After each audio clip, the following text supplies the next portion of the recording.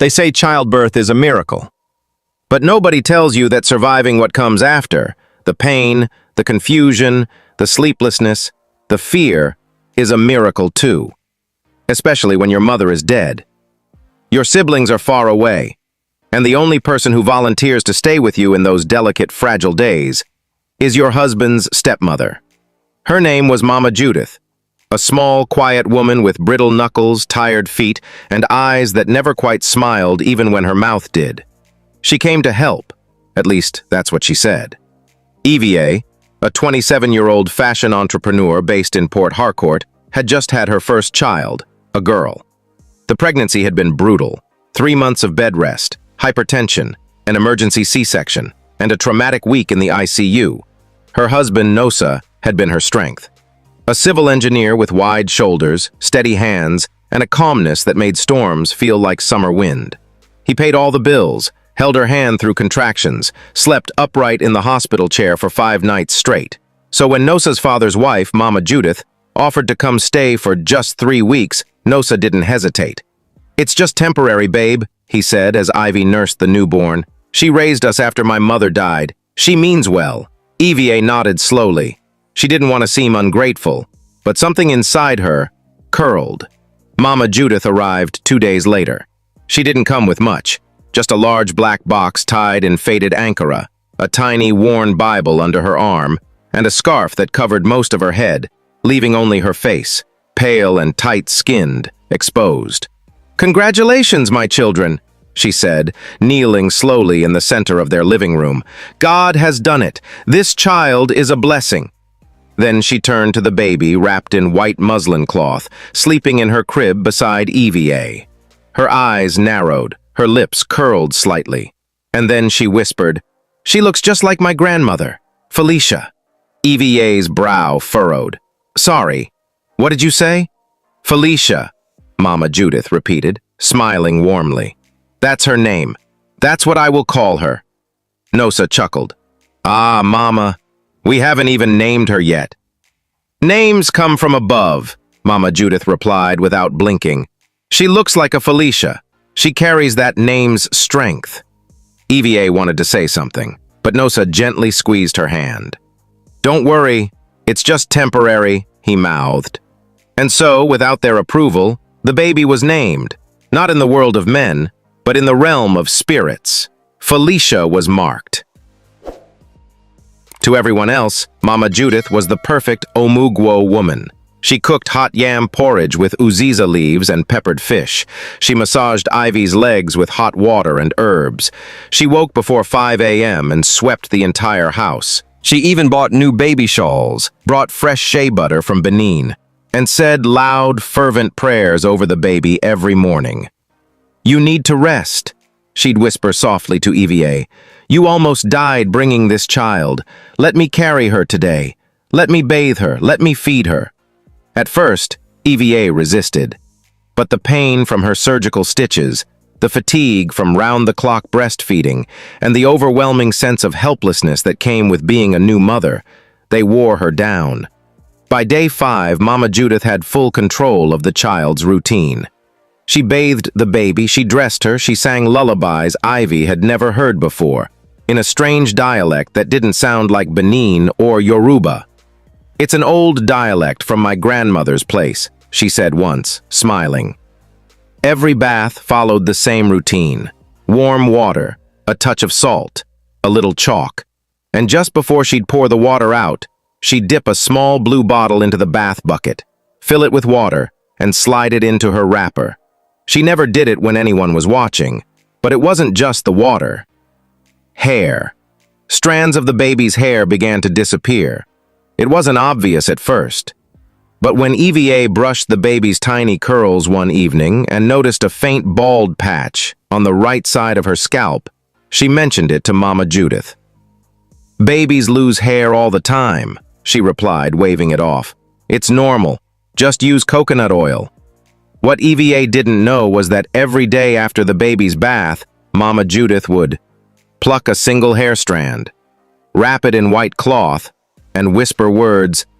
She would then open her black box and drop the strand beside the others. the others from days before. Her rituals were working. Her face was already glowing. Her knuckles no longer cracked when she stirred the soup. Her eyes had become sharper, her back straighter. She moved like a woman in her 40s, not someone nearing 70. And all the while, Felicia, the baby, began to fade. The first time it happened, it was just a rash, a faint cluster of reddish spots beneath the baby's chin, almost invisible unless you looked closely. EVA noticed it while changing her daughter's singlet one morning. "Mama, did you see this?" Mama Judith peered over. "Oh, that? It's heat rash. Very common. She's a baby. They all go through it." She scooped the baby into her arms and gently dabbed native chalk on the area. "You worry too much," she said with a kind smile. "You see this child? She has strong blood. Her skin is only adjusting." But the next morning, the rash had spread. Down the neck, around the ears, behind the knees. By the end of the week, patches had started forming on her back. EVA panicked. NOSA booked a pediatrician. The diagnosis? Contact dermatitis. Could be a reaction to soap, lotion, or fabric. Try changing brands. They did. 3 times, nothing improved. Instead, the patches grew darker, deeper, and her skin began to feel loose, almost like aged skin. And then came the crying. Not baby crying, wailing. Every midnight between 2 a.m. and 3 a.m., the baby would scream. Her voice sharp, piercing, frantic, as if something was being pulled out of her body. They tried everything, feeding her, rocking her, switching to formula, changing positions, even taking turns sleeping beside her. Nothing worked. Mama Judith always offered advice. It's just baby colic. Rub hot towel on her belly, use bitter leaf water, put salt under her pillow. It chases away bad dreams, but none of it worked. By the end of the 2nd month, the baby, once plump, round-faced, and radiant, was now shrinking, not visibly skeletal, but hollow. Her laughter stopped. Her eyes dulled. Her skin hung in folds, as though she was aging from the inside out. They visited 4 hospitals, 3 private clinics, 1 government children's ward. They ran full blood panels, allergy tests, even hormonal scans. The results were all the same. Nothing is wrong. She's medically normal. Just try to feed her more. Her immune system is catching up. But EVA knew better. She could feel it. Her baby, the child she had prayed and almost died for, was fading. Not just in flesh, in spirit. And worst of all, the baby only cried when Mama Judith wasn't around. Every time Mama Judith entered the room, the child would become quiet. Her breathing would stabilize, her lips would twitch, her tiny fingers would uncurl. "See?" Mama would say. "She knows me. She's getting used to me." But one afternoon, while applying cream to the baby's chest, EVA noticed something that made her fingers tremble. Right there on her daughter's rib cage, faint but visible in the sunlight, was a scar. It wasn't a wound, it wasn't an insect bite, it was a mark. Small, sharp, curved into a spiral, like a curl of smoke. "What is this?" she cried out. Mama Judith walked over. "It's birthmark," she said calmly without looking. "No, it's not. It wasn't there before." "Are you sure?" the woman asked, finally glancing at her. "Perhaps you're just now noticing it." But EVA wasn't convinced. That night, while NOSA slept beside her, EVA tiptoed into the spare room Mama Judith had been using. The door creaked. Her hands trembled. She shouldn't be doing this, but something stronger than fear pulled her in. There on the floor was Mama's black Ankara box, the one she never allowed anyone to touch. Carefully, EVA untied the knots, and inside she found a cracked hand mirror wrapped in red velvet, a small corked bottle filled with cloudy water, threads of baby hair tied together with palm fiber, an old white cloth with black markings that looked like inked symbols or incantations, a dried cola nut with a slash across its face, and at the bottom, beneath all the wrappers, a photograph. A black and white picture of an old, haggard woman with hollow eyes and the word Felicia scribbled in the corner. EVA clutched the photo and fled back to her room. She didn't sleep that night. By morning, she was ready. "Nosa," she said urgently, shaking him awake. "I need you to listen." She told him everything. The hair, the water bottle, the mirror, the baby's nightly screaming, and most of all, the name. "She named her Felicia," Eva whispered, crying now. "She never even asked us, and we allowed it." Nosa sat up slowly, his face pale, his heart pounding. "Felicia was her grandmother's name," he said softly. "I remember now. She mentioned it once when I was a boy. Who was she?" "A bitter woman. Died childless. Hated everyone. My father said she dabbled in strange things." The realization dropped like thunder between them. "Nosa," Eva whispered, her voice shaking. "She didn't just name our child, she replaced her." In that moment, the lights in the room flickered. A chill swept through the air, and their baby cried out from her cot, not in hunger, but in warning. Nosa stood to his feet. "We need to go to church," he muttered. "We need to see Pastor Raymond." Eva's hands gripped the blanket. "With what evidence? What do we say?" "We take it to him. Everything I saw in that box, that photo, that mirror, that hair." "She'll know," Ivy hissed. "She'll know we touched her things." "Not if we do it fast." They paused, frozen in their fear, as if the walls were listening. Morning came like a whisper. Mama Judith, wrapped in her floral scarf, had already made porridge and was feeding the baby as though nothing had happened. "I'm stepping out to see Sister Clara," she said lightly over her shoulder. "Her daughter just gave birth. I'll be back in a few hours." Nosa and Eva exchanged glances, barely breathing. The moment she stepped out the gate, they jumped into action. Nosa ran to the guest room and knelt beside the black box. It was tied in a triple knot, firm, old lady style, like it was meant to never be opened by strangers. Eva stood watch at the hallway, her ears on full alert, heart hammering in her chest like a war drum. Inside the box, Nosa found it exactly as she had described, the cracked mirror wrapped in velvet. Cold to the touch. The bottle of murky bathwater still warm. The folded cloth covered in charcoal markings, spirals, eyes, and a tree with 7 roots. Strands of their baby's hair tied with red thread. And beneath all that, the photo, Felicia. A woman so hollow-eyed, so bitter-faced, that Ivy swore the photo smelled like old incense and rage. "Bag, quickly," Nosa whispered. They stuffed the items into a tote bag, retied the box perfectly, tucked it back in place, and were out the door in minutes. They arrived at the Vineyard Chapel by 11:03 a.m. It was a Wednesday, Deliverance Day. Pastor Raymond Osagi wasn't preaching. He was in his office preparing for a ministers' conference. But the moment his secretary saw their faces, pale, frantic, drenched in urgency, she ushered them in. Pastor Raymond was a tall, slim man in his late 50s with piercing eyes and a calm voice that could cut through the loudest storm. "Sit down," he said gently. "What's wrong?" They didn't speak. Nosa opened the bag and placed each item on the desk, the mirror, the cloth, the bottle, the photo. The pastor looked at them for exactly 4 seconds. Then he stood up slowly, his eyes narrowed.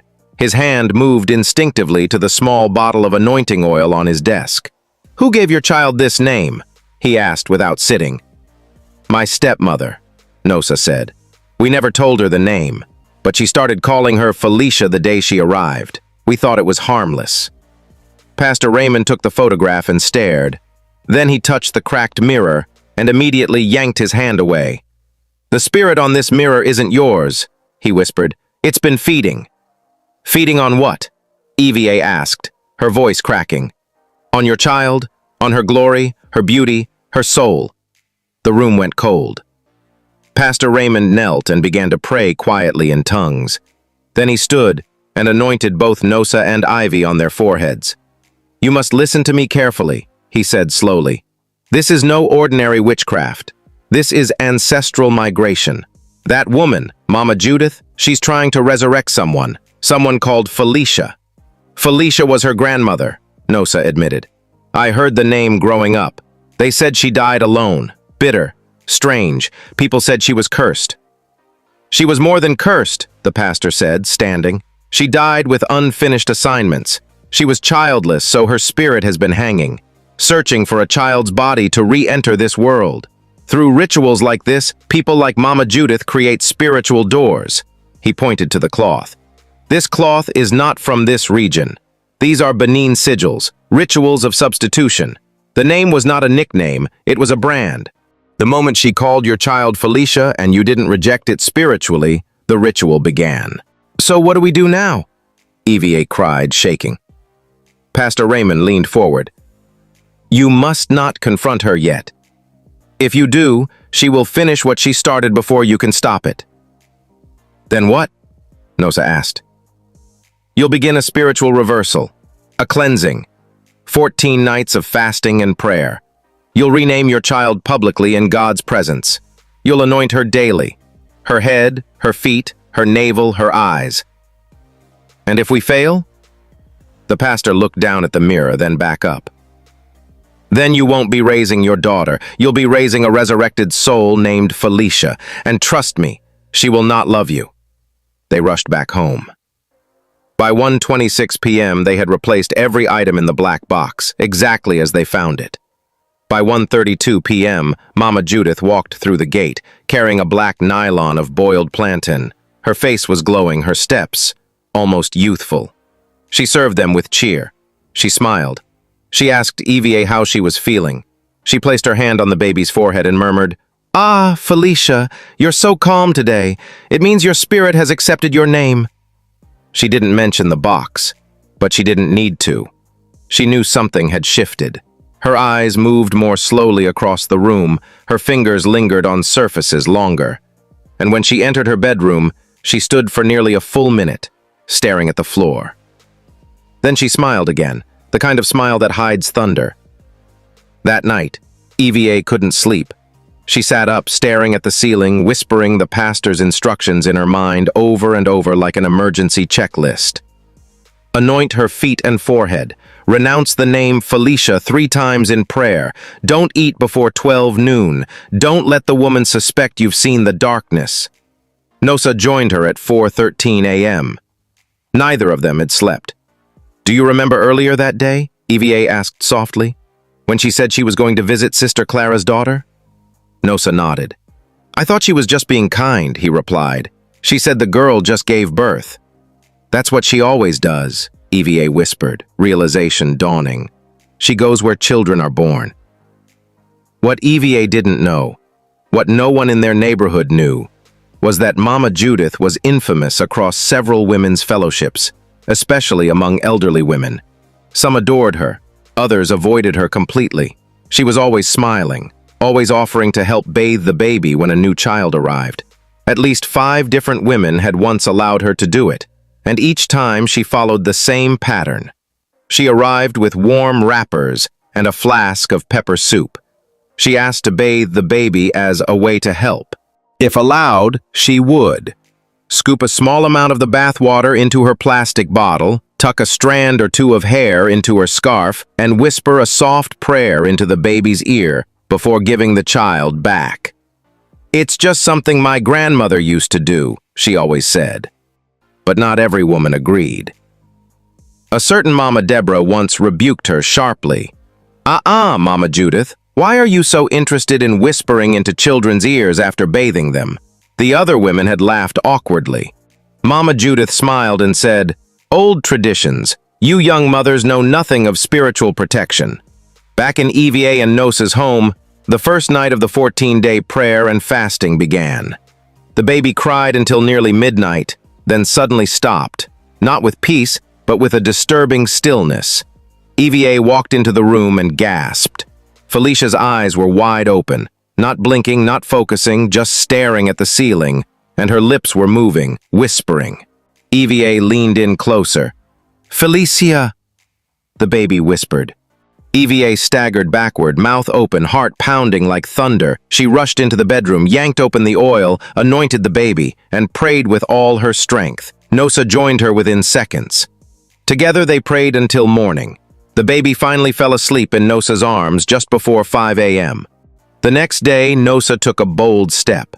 He made a call to one of his uncles in the village. He asked about Mama Judith's family, her grandmother, the original Felicia Ogbewe.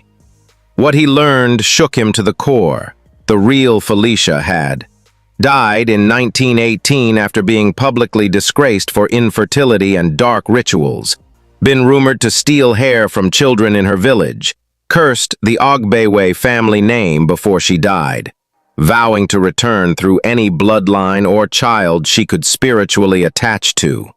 You mean, people still talk about her? Nosa asked. Talk? The man chuckled dryly. Her story is whispered like a warning. She was known as the one who couldn't rest. Nosa called EVA immediately. We can't delay this renaming. It's worse than we thought. On day 6 of the fast, the house turned upside down. At 2:34 a.m. the power went out. The whole estate was lit, but their flat alone went dark.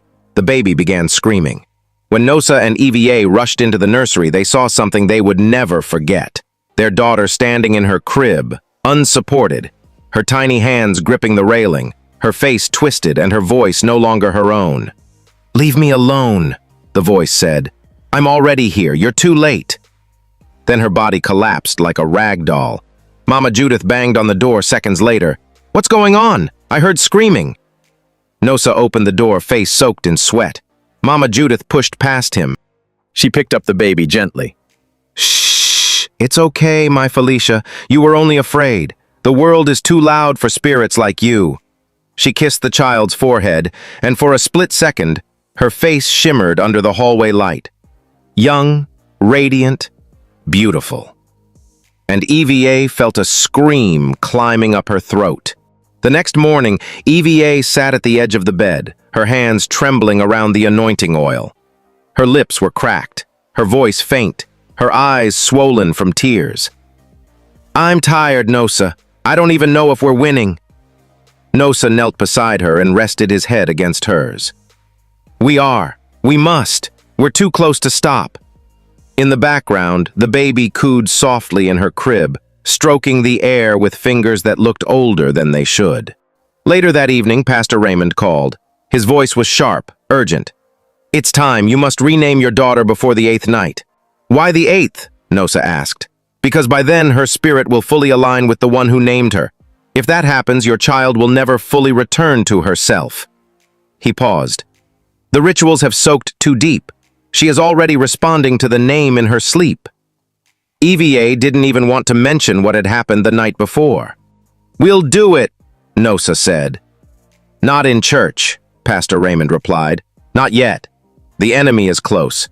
Do it at home, just the 3 of you, before midnight." "We can't let her know we're planning anything," EVA whispered.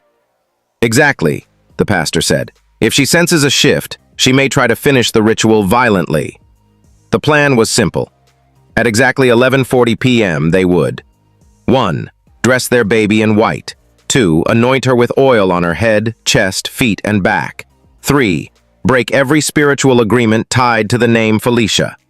4. Speak her new name out loud 3 times. "Your name is not Felicia. Your name is Alora Nosa Ogbewe. You belong to God. You are whole." Then they would sing, pray, and seal the name. The moment the clock struck 11:30 p.m., the baby began to cry again. But this time it wasn't like before. It was louder, angrier, like something fighting to stay inside her body. The lights flickered. The air thickened. Even the oil bottle began to tremble in Nosa's hand. "Start! Now!" EVA shouted. Nosa placed Alora, her true name, on a white cloth in the center of the room. They anointed her with trembling fingers and raised their voices in prayer. As soon as they said, "Your name is not Felicia," the mirror in Mama Judith's room shattered. She woke up instantly, eyes wide, breathing heavy. She stood from her bed, reached under her pillow, and pulled out a bundle of cowries wrapped in black cloth. "They've started." While the couple continued praying, the air in the nursery turned icy cold. EVA's teeth chattered. Nosa's lips turned pale. Suddenly the baby arched her back, screamed, and her eyes turned white, but they didn't stop. "You are Elora! You are not Felicia! We cancel every covenant. We break every ancestral agreement." A deep voice, not the baby's, growled from her lips. "She is mine." Then the floor creaked beneath them, and from the far corner of the room, something slithered out. A black snake. It moved slowly across the tiled floor, tongue flicking, eyes glowing faintly. Nosa stood between it and the baby, lifting the anointing oil. "Get behind me, Satan!" he shouted. The snake hissed and reared up, but before it could strike, EVA poured the remaining oil directly onto the child's chest and screamed, "You are Elo! Ra!" The lights exploded, the snake vanished, the baby went still. Then, she blinked, once, twice, and then gave a tiny, weak smile. At exactly 12:03 a.m., Mama Judith stormed into the hallway, her face flushed, her scarf falling from her head, her feet bare. "What were you doing in there?" she yelled. "We were praying," Nosa said coldly, shielding the baby. "What kind of prayers makes the walls bleed and the mirror break?" EVA stepped forward slowly, calmly. "What kind of mirror breaks? Because of a baby's name?" Mama Judith froze, just for a moment, but enough to show fear. "You ungrateful children," she hissed. "You think you can take back what you don't understand?" She turned to walk away. But Ivy caught a glimpse of her neck. The skin was cracking. Her glow had dulled. Her shoulders hunched. One hand trembled. That night, she locked herself in her room. She didn't eat the next day. She didn't come out to hold the baby. She didn't even cook. But EVA heard her, mumbling, pacing, crying. The house was silent. For the first time in weeks, the baby, Elora, slept soundly through the night. No crying, no screaming, no whispering strange names. Just peace. But the silence that hovered in the house that morning wasn't comforting. It was heavy, like the air before a storm. Mama Judith hadn't left her room since the renaming. She hadn't touched food, hadn't touched the baby, hadn't spoken a word. But they could still hear her, murmuring, pacing, sometimes laughing, other times groaning like someone battling with unseen hands. At exactly 4:07 p.m., Ivy passed by her door and heard something that made her skin crawl. "They took her. They took Felicia from me, but she was mine. Mine to return." EVI ran back into the room. "Nosa, we need to call Pastor Raymond, now." By 5:36 p.m., Pastor Raymond was at the gate. He didn't come alone. He came with 2 intercessors from the church, both dressed in white. No drums, no cameras, no noise, just oil, prayer, and fire. The moment he stepped into the house, he felt it. "She's here," he said, lifting the oil. "She hasn't left, but something else is inside her now." He didn't wait. He walked straight to her door and knocked. Silence. He knocked again. Still nothing. So he spoke, calmly but with fire in his voice. "Mama Judith, this is Pastor Raymond. In the name of Jesus Christ, come out. You've been hiding, but your time is up." Suddenly the door creaked open, and what they saw sent chills down everyone's spine. She looked decomposed. Her eyes were darker, as if sleep hadn't touched them in weeks. Her skin had lost its glow, now dry, sagging, blotchy. One hand twitched violently. Her legs shook, and she stared directly at the pastor and whispered, "You ruined everything." Pastor Raymond stepped forward. He didn't flinch, didn't shout. He held the oil in one hand and a small white Bible in the other. "We didn't ruin anything. We rescued an innocent child from your altar of vanity." Mama Judith hissed, literally. "She was mine. She was already receiving the Spirit. Her name was accepted. I gave her life. You took it." "No," EVI said, stepping into the room. "You tried to take her life to replace a dead, cursed woman." "You don't understand," she growled, backing up. "My grandmother gave me the secrets. I wasn't trying to kill her. I was borrowing, just until I was strong enough. Just enough to stay young, to travel, to marry again, to dance again, just a little." "You were draining her soul," Nosa shouted, trembling. "That was our child." "You let me do it!" she screamed. "You watched me name her! You watched me bathe her! You watched me whisper the chants! You let me do it!" She collapsed to her knees, weeping. But Pastor Raymond didn't move. "You will confess," he said. "You will release every spiritual claim over this child, and you will do it now, in front of everyone in this house." Mama Judith screamed, then began to cry, then began to speak in deep, slow tones. "I called her Felicia. I offered her name to my grandmother's spirit. I took her bath water. I took her hair. I scrubbed my face with her youth. I watched her cry and grow old while I became beautiful." She wept again. "But you took her back. You called her name, and she heard you." The prayer session lasted 3 hours. The pastor anointed every room. The baby's forehead and feet were sealed again. He walked into Mama Judith's room and poured oil on the box. And as he prayed, every mirror in her room cracked. Her black Ankara box caught fire without flame. A faint scream, not hers, was heard from the corner of the room and vanished into silence. At exactly 9:14 p.m., Pastor Raymond turned to her and said, "Leave. This house does not belong to you." She didn't argue. She simply stood, gathered what little remained, and walked out of the house, without a word, without a backward glance.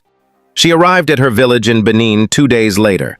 By then, her skin had begun to peel. Strange sores appeared on her feet. Her gums began to rot. Her tongue became swollen. No hospital could explain it. Neighbors whispered. Her childhood friends avoided her. "That's the one who steals baby glory," someone muttered. She begged. She cried. But no one answered. She died alone, in a small, moldy room behind her brother's abandoned mechanic shop. No burial cloth. No funeral ceremony. No guests. Just 2 strangers who came to bury the body out of pity. They didn't even use a casket. They rolled her into an old mattress and dropped her in the ground. Back in Port Harcourt, Elora bloomed. Her skin turned golden again. Her eyes danced with light. Her giggles returned like morning bird song. She called Mama for the first time on her birthday. Evia wept. Nosa lifted her and kissed her tiny head. They knew. The war was over. The home was filled with light again. No flickering bulbs, no shadows, no nightmares. Just laughter, prayers, peace. And the name, Felicia. Never spoken again. Thank you so much for watching until the end. I hope you learned something powerful from this story. Not every helper is harmless. Not every elder comes with clean hands. And not every act of kindness is what it seems. This story teaches us that spiritual dangers often wear familiar faces. The face of a helpful neighbor, a smiling relative, or even someone who once raised your spouse. Lesson 1. Be careful who bathes your child. Water is not just water. In many cultures, a newborn's first bath carries their spiritual innocence, their glory, their virtue, their divine covering. So when you allow just anyone, even an elder, to bathe your baby, you're not just letting them touch water. You may be letting them collect destiny, especially if they always insist on doing it themselves, especially if they never let you watch. Protect your child. Guard the water. Don't be careless with purity. Lesson 2. Every strand of hair has a voice. Hair carries identity. A child's hair is like a spiritual fingerprint. To some, it's just fluff. To others, it's a powerful ingredient in dark rituals. In this story, the woman collected strands from different children, using them to renew her youth and shorten theirs. Always know what's being done with your child's hair. Burn it, bury it, never throw it away carelessly. Lesson 3. A name is more than a name. A name is a gate, a prophetic declaration, a seed planted into a child's future. When you let someone name your child, especially without your consent, you may unknowingly allow them to rename their destiny. In this story, the woman named the baby Felicia. A cursed name tied to an angry, bitter spirit from her lineage. And just like that, the child began to shrink, fade, wither. Parents, don't just choose beautiful names. Choose names with blessing. Choose names with meaning, and never accept a name you didn't give permission for. Because what you call a child will one day call the child. Final warning. We live in a world where physical care is not enough. You must watch in the spirit, pray, discern, and never be too tired to question strange behavior. Love can be manipulated, help can be a disguise, and silence can cost you everything. What a journey! A tale of betrayal, spiritual warfare, and one family's fight to reclaim their child's destiny. Have you ever seen or heard something strange after childbirth? Have you ever felt uneasy about someone bathing your baby? Do you believe in the power of names? Let's talk in the comments. Drop a comment below if this story shook you. Tap the like button if it taught you something new. And please, turn on your notification bell so you never miss another story like this. And if you've made it this far, just type in the comments, "I watched it till the very end." I will guard my child with prayer, and I will share this video. Until next time, remember, some stories are warnings in disguise, and some helpers come to collect what they didn't create. Stay watchful, stay prayerful, and we'll see you in the next story.